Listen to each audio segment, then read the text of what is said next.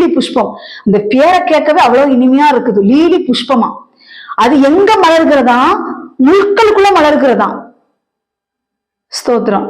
முட்கள்ல அவ்வளவு முட்களுக்கு மத்தியில ஒரு லீலி புஷ்பம் மலர்கிறதா. எப்படி இருக்கிறதோ அப்படியே குமாரத்திகளுக்குள்ள என் பிரியமானவளும் இருக்கிறாள்.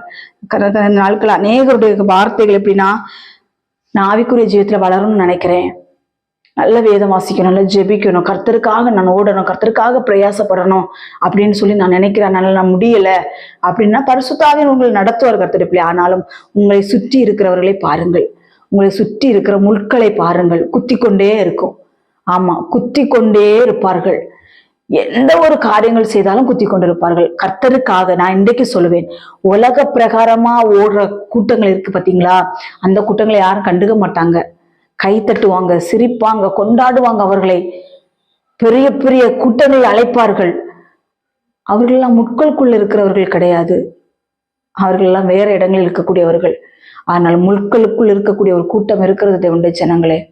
அந்த ஜனங்களை பார்த்து கர்த்தர் சொல்லுவார், என் மனவாட்டியே, என் ரூபவதியே வா அப்படின்னு சொல்லுவார்.